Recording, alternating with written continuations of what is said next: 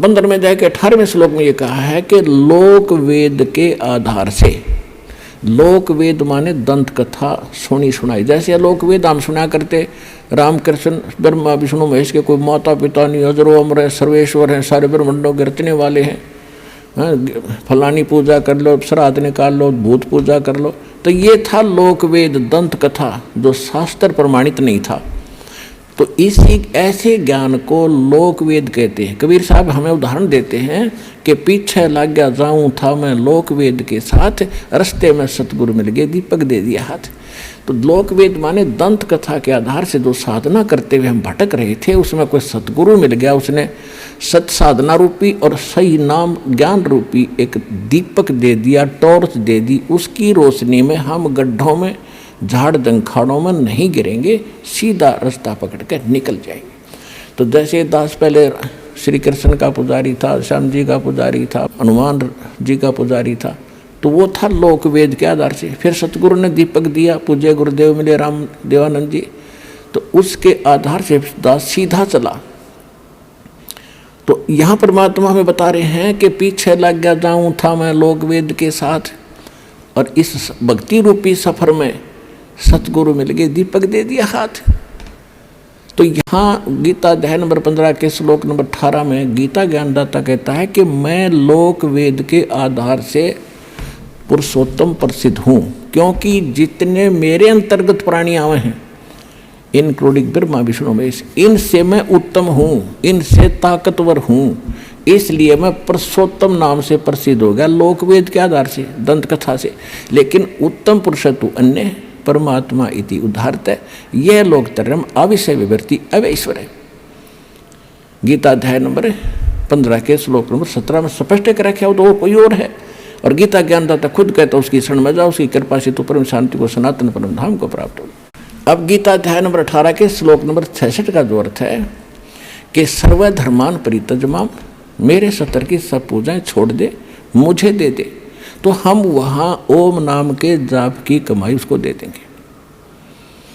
तिरकुटी पर इसके लेखाकार धर्मराज के दरबार में जमा करा देंगे, ये वहाँ से आपको बरी कर देगा। अब आगे लेके चलेंगे परमात्मा आपको। अब 10वां द्वार तो इस एक पिंड और ब्रह्मांड के अंदर रह जाता है, शरीर उसी का एक प्रारूप है।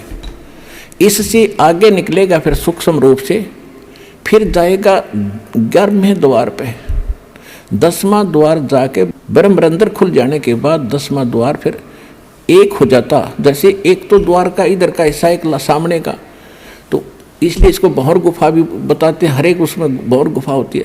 तो इसका लास्ट आखिरी एंड जो 10वें द्वार का जाके समाप्त होगा 11वें द्वार, आगे जाके 11वां द्वार पाओगा, जहाँ इस अक्षर पुरुष के लोक में प्रवेश करेंगे। वो 11वां द्वार है। 21 ब्रह्मांड एक पूरा पैक्ड है, 7 संग ब्रह्मांड अलग से पैक्ड है। तो उनके बीच में एक ही द्वार है और सामने वाले में भी एक ही द्वार है। तो वो द्वार ऐसे घूम कर जाता है और उसमें जाके खुलता है। तो 11वां द्वार जो है सरपुरुष के 21 ब्रह्मांड पार करके से निकलेंगे और उसमें प्रवेश करेंगे अक्षर पुरुष वाले, वो 11वां द्वार है।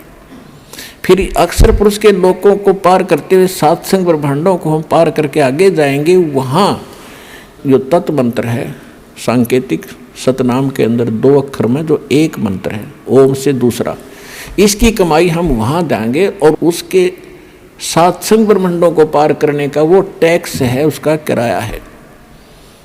अब हमारे पास रह जाएगा सत सार नाम की कमाई, उसको लेकर हम फिर 11वां द्वार पार करके 12वें द्वार को पार करेंगे। वो सतलोक में प्रवेश करावेगा और ये सत नाम सार नाम की कमाई हमारे साथ वहाँ जाएगी। ऐसे हम मोक्ष प्राप्ति करेंगे और नीचे से लेकर ऊपर तक आपको गुरु की आवश्यकता पड़ेगी। तो यहाँ कहते हैं गुरु बिन माला फेरते, गुरु बिन देते दान, गुरु बिन दोनों निष्फल हैं चाहे पूछो वेद पुराण। कबीर हरि जय रूठ जा, गुरु की शरण में जावे, कहे कबीर गुरु रूठ गे तो हर ना करे सहाय। अब रामानंद जी का प्रकरण अभी बहुत शेष रह गया है, फिर आगे बताएंगे, क्योंकि इन महापुरुषों को आधार बना के आपको यथार्थ ज्ञान से परिचित कराया जाता है। ये सत्संग का उद्देश्य होता है कि उसमें सत्य ज्ञान ही बताया जाए।